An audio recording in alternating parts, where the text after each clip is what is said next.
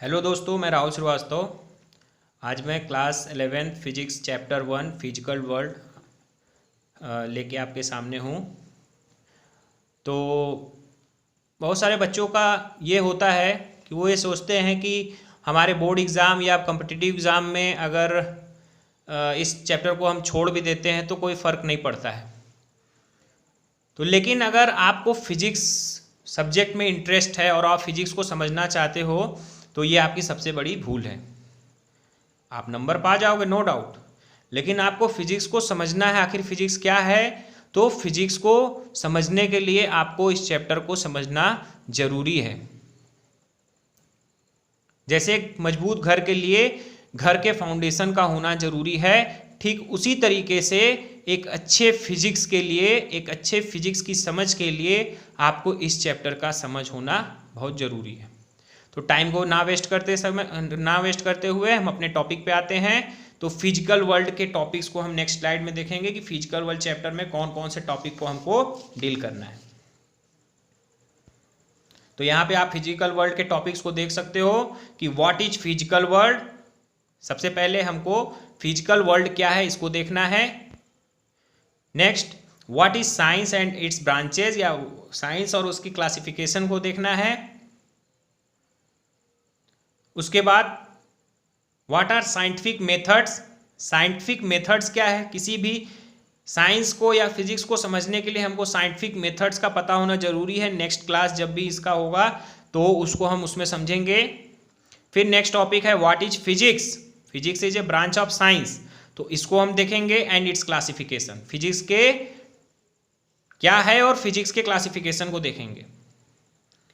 फिर principal thrust in physics में दो टॉपिक है, यूनिफिकेशन और रिडक्शनिज्म, इसको हम देखेंगे। फिर scope of physics, excitement of physics, physics and technology, different forces in our universe. हमारा जितना भी यूनिवर्स हो रहा है वो उसमें जितनी भी चीज़ें गवर्न हो रही हैं वो इन चार फोर्सेज के हेल्प से गवर्न हो रही हैं। ऐसे बहुत सारे फोर्सेज हैं, लेकिन कहीं ना कहीं उन फोर्सेज के पीछे ये चार फोर्सेज हैं जिसको हम लोग नेक्स्ट इसकी क्लास में देखेंगे। फिर कंजर्वेशन लॉ क्या है, principle of nature are symmetry are always symmetry, principles of nature are always symmetry. जितने भी हमारे नेचर के लॉज हैं वो हमेशा सिमेट्री होते हैं, चाहे आप अपने घर पे बैठे हो चाहे यूनिवर्स के किसी कोने में हो, सेम लॉ अप्लीकेबल है। साइंटिस्ट एंड देयर कंट्रीब्यूशन, इसको तो जरूर देखना है क्योंकि साइंस के पीछे हमारे साइंटिस्ट लोगों ने बहुत कुछ सहा है, झेला है और अपनी पूरी लाइफ दी है। तो हम नेक्स्ट फिजिक्स के टॉपिक्स, फिजिकल वर्ल्ड के टॉपिक्स को देखने के बाद हम नेक्स्ट टॉपिक पे आते हैं जो कि हमारा है what is physical world. Physical world क्या है?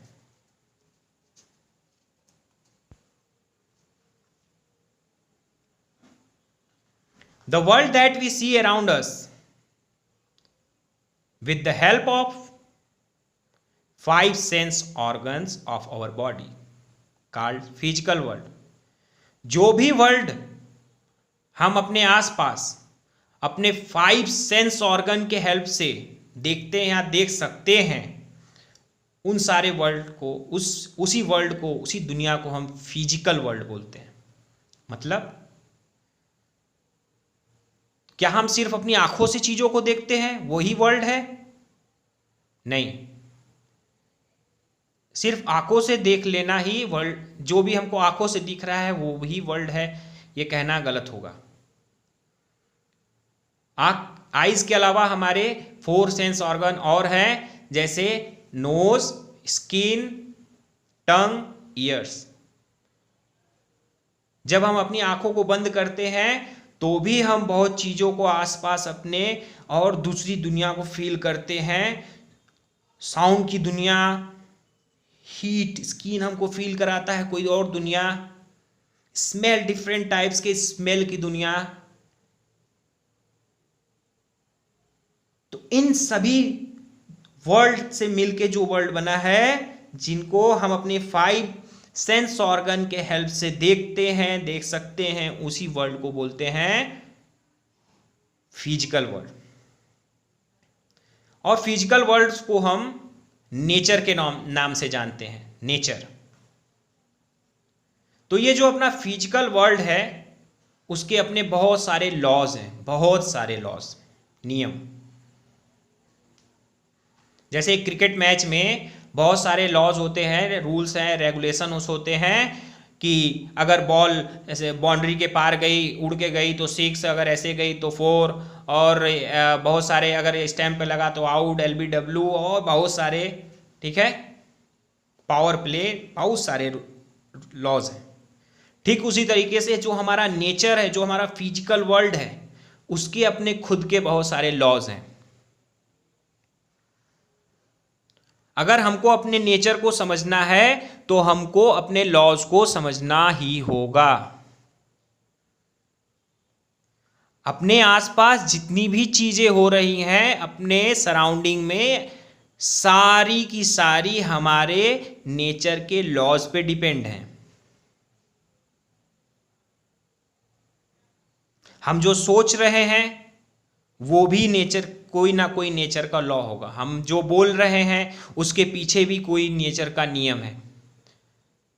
हम जो देख रहे हैं, हम जो सुन रहे हैं, दूर बज रही घंटी हमारे कानों तक आ रही है, दूर कहीं जल रहा स्मेल हमारे नाक तक आ रहा है, सब नेचर के किसी ना किसी लॉज पे डिपेंडेंट है। ऐसा इसीलिए हो रहा है।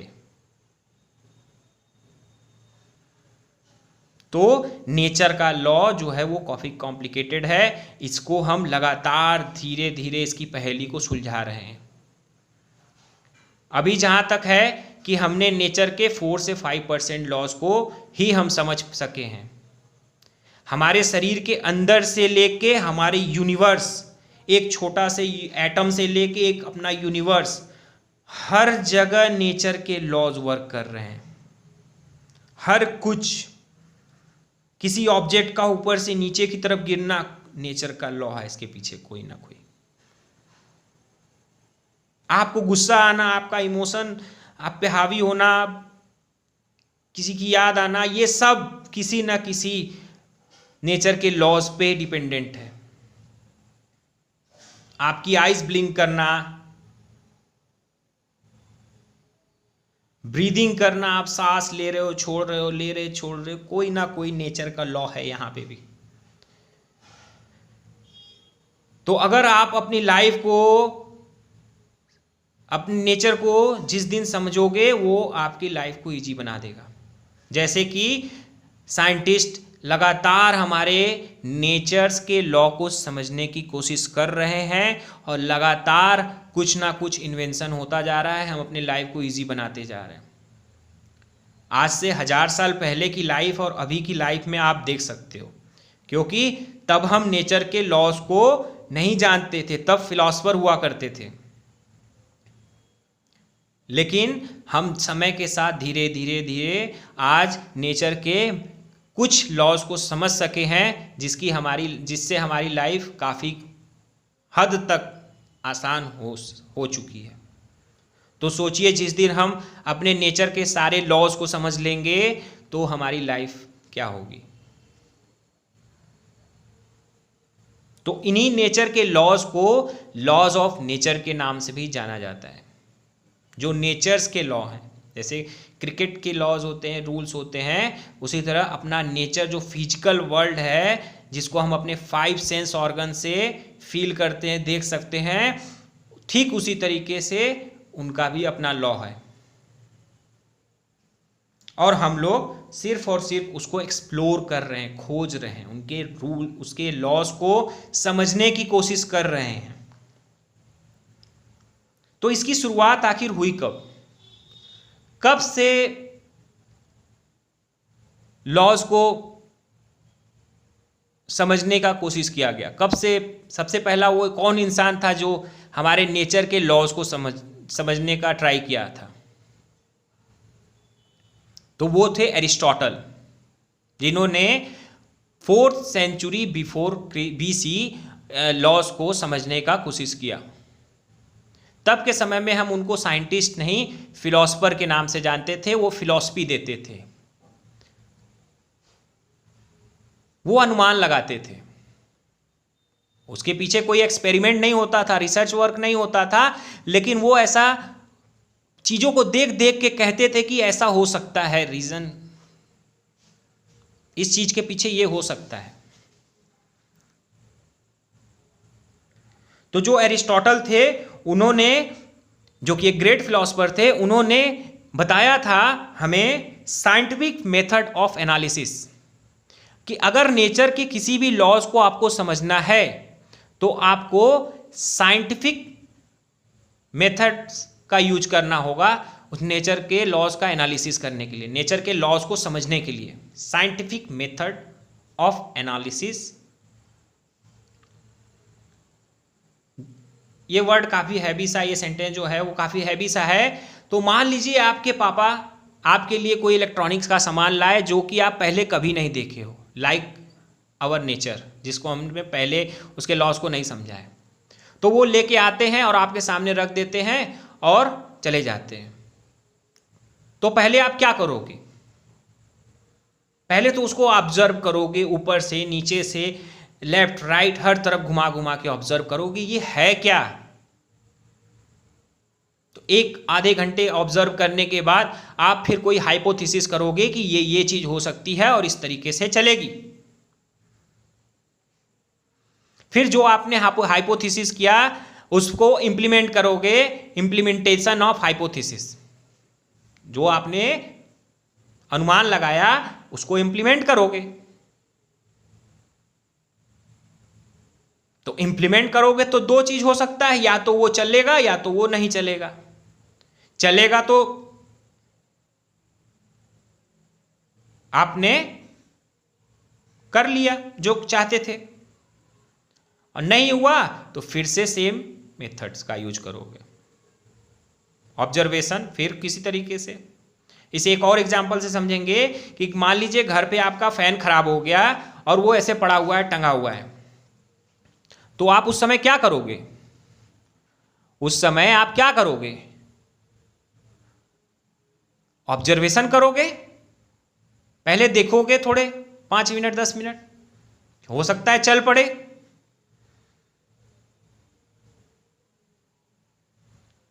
फिर अनुमान लगाओगे, हाइपोथेसिस,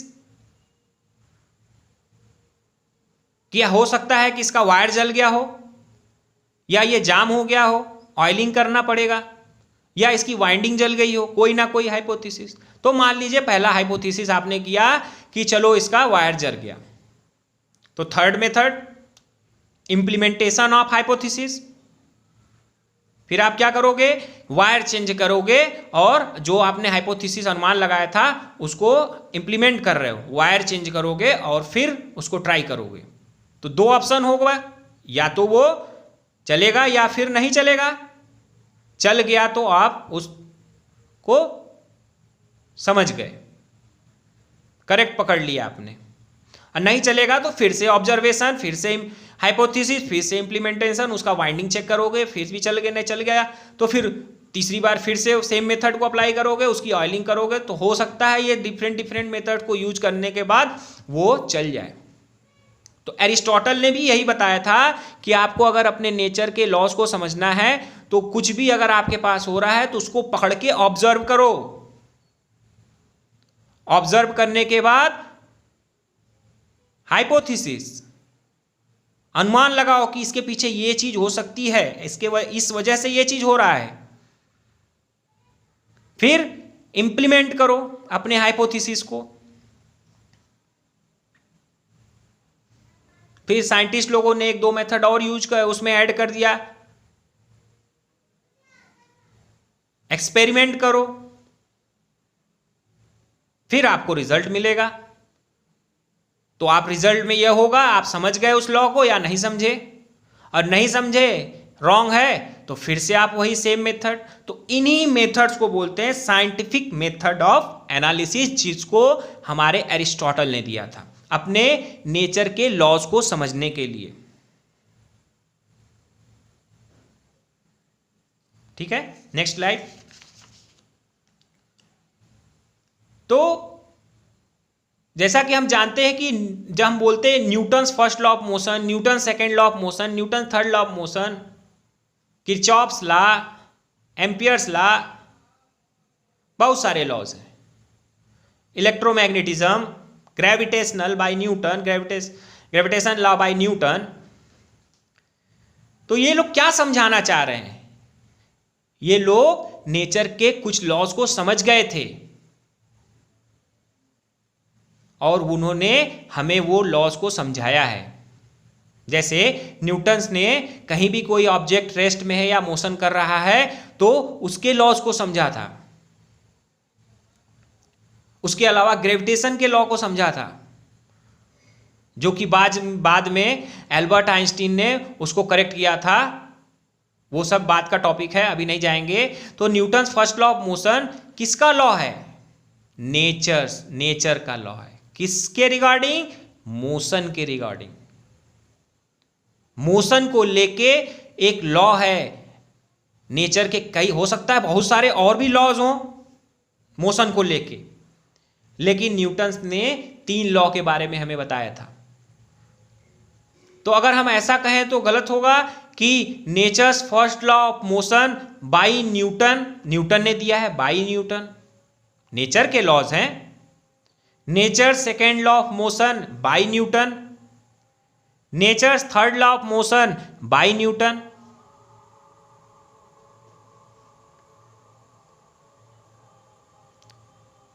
इन्होंने अपना पूरा जिंदगी खपाया है। अगर ऐसा कहते हैं Newton's first law of motion तो ये गलत नहीं है, लेकिन ये जितने भी लॉज हैं वो सारे के सारे नेचर के लॉज हैं। हाँ, उन्होंने अपना काफ़ी समय दिया, उस लॉज को समझा, उसको ऑब्जर्व किया, एक्सपेरिमेंट किया, इम्प्लीमेंट किया, कई बार किया, कई बार साइंटिफिक मेथड्स का यूज करके एक दिन उन्होंने नेचर के इस लॉ को समझ गए। वो जैसे Newton first law of motion कहता है कि कोई ऑब्जेक्ट रेस्ट में है तो वो रेस्ट में रहेगा, मोशन में है तो मोशन में रहेगा। तो इसको काफी समय तक उन्होंने ऑब्जर्व किया होगा। नेचर में अगर कोई ऑब्जेक्ट है, अगर वो रेस्ट में है तो रेस्ट में रहेगा। इसको काफ़ी अच्छे से हम समझेंगे। अगर हम कभी न्यूटन्स के लॉज के बारे में आगे की क्लासेस में देखेंगे तो काफ़ी अच्छे से इसको समझ सकते हैं कि आखिर ये है क्या। तो ये नेचर का लॉ है जिसको न्यूटन ने समझाया था, तो इसीलिए इसको nature's first law of motion by Newton भी कह सकते हैं, या Newton's first law of motion तो है ही। तो हम अपने आसपास होने वाली चीज़ों में बहुत सी चीज़ें देखते हैं डेली लाइफ में, कि जैसे हमारा दिन और रात का होना, हमारे वेदर का चेंज होना, रेनबो कैसे फॉर्म होते हैं। कोई लॉ होगा नेचर का जरूर, तभी ऐसा हो रहा है। Season change, solar Eclipse, lunar Eclipse, tides कैसे आते हैं हमारे सी में, रिवर केवल एक ही डायरेक्शन में क्यों फ्लो कर रहा है, क्यों हर चीज जब गिर रही है तो वो नीचे की तरफ ही गिर रही है। इसको न्यूटन ने समझाया था, इस लॉ को, नेचर के इस लॉ को न्यूटन ने बताया था। बाद में आइंस्टीन ने इसे करेक्ट किया था। उसके बाद हम कोई दूर हो रही अजान की आवाज़, घंटी की आवाज़ या किसी की बात करने की आवाज़ हमारे कानों तक कैसे पहुंच रही है, इसके पीछे कौन सा हमारे नेचर का लॉ है, नियम है। बर्ड्स क्यों नहीं गिर रहे हैं, क्यों फ्लाई करते हैं, हम क्यों गिर जाते हैं। लाइट इतना डिस्टेंस ट्रेवल करके और इतनी स्पीड से कैसे हमारी तरफ आ रही है, कोई तो लॉ है। अगर हम इन लॉ को समझने में, बहुत सी चीज़ें तो इसमें तो हम समझ चुके हैं, लेकिन अभी भी ऐसे बहुत सारे, अभी तो 4 से 5% जैसा हमने बताया है, लेकिन अभी भी हमारे लिए नेचर के सारी लॉज पहेली है। तो अगर हम समझेंगे तो हमारी लाइफ इजी होगी। क्लाउड्स थंडर क्यों करते हैं, ये सारे लॉ समझ चुके हैं। मैग्नेट्स क्यों एक दूसरे को अट्रैक्ट करते हैं और अपोजिट पोल रिपेल्स क्यों करते हैं? सन रिवॉल्व क्यों करता है? अर्थ क्यों रिवॉल्व करता है सन के अराउंड? लेकिन पहले जो मैंने बोला था, पहले के फिलोसफर थे, उन्होंने ये चीज़ बोल दिया था तो उनको इसके लिए लटका दिया गया था, मार दिया गया था। उन्होंने बताया था कि हमारा अर्थ है वो ही सुप्रीम है, उसके अलोंग सारे प्लैनेट्स रिवॉल्व करते हैं, यहाँ तक सन भी उसी के अलोंग रिवॉल्यूशन करता है। जैसा कि हम बचपन में हमको भी यही लगता था कि ये सन इधर से निकलता है, वेस्ट में जाता है, हमारा अर्थ का रिवॉल्यूशन कर रहा है। तो यही बोल देने के वजह से उनको लटका दिया गया था, मार दिया गया था, क्योंकि उनके होली बुक, जो उनकी पवित्र बुक थी, उसमें तो ये लिखा था कि हमारा अर्थ सुप्रीम है, उसके चारों ओर सारे प्लैनेट्स घूमते हैं। तो उनको ये चीज़ बोलना उनको अच्छा नहीं लगा और उन्होंने उस फिलॉसफर को मार दिया। तो हमारे बहुत सारे फिलॉसफर, हमारे बहुत सारे साइंटिस्ट लोगों ने अपने लाइफ को खोया है इसके पीछे। और जो फिलॉसफर होते थे वो केवल ऑब्जर्व करके चीज़ों को बताते थे, उसके पीछे कोई एक्सपेरिमेंट वगैरह नहीं था। वो बस ऐसा उनको लगता था कि हाँ, वो भी ऑब्जर्वेशन काफ़ी समयों तक करते थे, तब बताते थे जाके कि ऐसा होता है। और बहुत सारे ऑब्जर्वेशन उनके सही भी पाए गए हैं। ठीक है, तो और भी अपनी आंखों को बंद कीजिए और आपके आसपास जो भी चीज़ें हो रही हैं वो सब कुछ अपने एटम, हमारी बॉडी एटम से लेके, एटम के अंदर से लेके यूनिवर्स की दुनिया तक, हर एक चीज़ के पीछे नेचर के लॉज छुपे हैं, नेचर के नियम छुपे हैं। लेकिन कुछ साइंटिस्ट लोगों का मानना है कि कभी ना कभी हमको ये पता जरूर चलेगा कि सारे जो नियम हैं नेचर के, वो सारा कुछ जो भी हो रहा है हमारे यूनिवर्स में, उसके पीछे सिर्फ और सिर्फ एक ही लॉ है। ऐसा मानना है हमारे साइंटिस्ट लोगों का। अभी तो फिलहाल बहुत सारे लॉज बनाए गए हैं, हर मोशन के लिए अलग अलग लॉ है, एटम्स कैसे मोशन करते हैं वो अलग दुनिया है पूरी, हर फील्ड में अलग अलग लॉज हैं। मैग्नेट क्यों अट्रैक्ट करते हैं वो अलग लॉ है, मोटर अलग लॉ है, सब कुछ अलग लॉज पे वर्क करता है। लेकिन हमारे साइंटिस्ट लोगों का मानना है कि नेचर का सिर्फ और सिर्फ एक ही लॉ है और उस पर वो काम कर रहे हैं। उम्मीद है वो खोज निकालेंगे। आइए नेक्स्ट स्लाइड पे चलते हैं। अब आप ये स्टेडियम देख सकते हो, जैसा कि हम क्रिकेट मैच जब होता है तो देखते हैं, पाकिस्तान इंडिया का मैच, तो उसमें खूब ज़ोरदार बल्लेबाजी होती है पाकिस्तान और इंडिया की तरफ से, और हम लोग ऑडियंस बैठ के देखते रहते हैं। तो ज़रूरी नहीं है वहाँ पे जितने ऑडियंस बैठे हैं वो सारे के सारे ऑडियंस को इस क्रिकेट मैच के सारे लॉज पता हों। मैक्सिमम इसमें से तो सिर्फ ऐसे इंजॉय करने के लिए बैठे, इंजॉयमेंट के लिए बैठे रहते हैं, इंजॉयमेंट के लिए। तो क्रिकेट के लॉज किसको पते हैं? किसको पता है? बॉलर को पता है, बैट्समैन को पता है, अंपायर को पता है और कुछ स्पेसिफिक लोगों को पता है। ठीक उसी तरीके से यहाँ हमारा नेचर है, नेचर का गेम चल रहा है और उसके लॉज सिर्फ और सिर्फ नेचर जानता है, जो कि हमको एक्सप्लोर नहीं, हमको वो बता नहीं सकता है कि हमारे यूनिवर्स में चीज़ें कैसे हो रही हैं, हमारे अर्थ पे चीज़ें कैसे हो रही हैं। उसके पीछे बहुत सारे लॉज हैं, लेकिन वो हमें दिक्कत ये है कि बता नहीं सकता है। अगर वो पता चल जाए तो हमारी लाइफ इजी हो जाएगी। जैसा आप यहाँ पे बहुत सारे साइंटिस्ट लोगों को देख सकते हैं। मैंने पिंक कलर से जो ऑडियंस बनाए हैं वो हमारे साइंटिस्ट हैं, और जो येलो कलर के ऑडियंस हैं वो हम हैं, जिनको दुनिया में क्या चल रहा है उनसे क्या लेना देना नहीं है।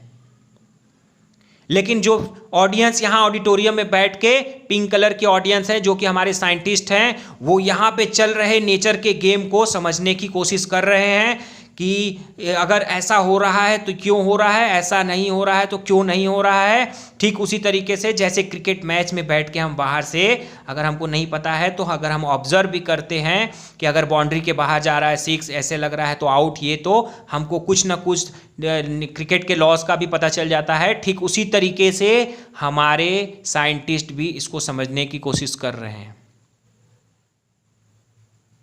पिंक कलर में आप साइंटिस्ट लोगों को देख सकते हो। कुछ फेमस साइंटिस्ट हैं जैसे Niels Bohr, Nikola Tesla, J Thomson, Heinrich Hertz, Benjamin Franklin, APJ Abdul Kalam, maybe you, आप भी हो सकते हो फ्यूचर के साइंटिस्ट। आप भी अगर किसी ना किसी नेचर के लॉज को हमें समझा दिए तो आपका भी नाम वहाँ पे आ जाएगा। Isaac Newton, Michael Faraday, Galileo Galilei, Marie Curie, ये सारे साइंटिस्ट ने हमें नेचर के किसी ना किसी लॉस को समझने में हेल्प किया है, जिसकी वजह से आज आप अपने घरों में बैठ के आराम से मोबाइल पे वीडियो लेक्चर देख रहे हो, फैन का आनंद ले रहे हो, टीवी चला रहे हो, washing machine, fridge, cooler, AC, washing machine, बस में बैठ के स्कूल जाते हो, और भी बहुत कुछ इन्हीं साइंटिस्ट लोगों के कंट्रीब्यूशन की वजह से हो सका है। और नेचर बीच में धड़ाधड़ मैच खेला जा रहा है हजारों करोड़ों सालों से, उसको अपने नियम के अनुसार। जो लॉज उसके बहुत साल, करोड़ों साल पहले थे, आज भी वो लॉज हैं, लेकिन हमको उन लॉज को समझना है और उम्मीद करते हैं कि आप भविष्य में जरूर नेचर के किसी ना किसी लॉज को समझने में इस वर्ल्ड की हेल्प करोगे। इसी के साथ उम्मीद करते हैं कि आपको लेक्चर को ये फिजिकल वर्ल्ड जो सबसे पहला टॉपिक था हमारे इस चैप्टर का, वो समझाने में थोड़ा बहुत हेल्प हुआ होगा। इसी के लिए, इसके वीडियो को बने रहने के लिए आपका धन्यवाद। Thank you very much.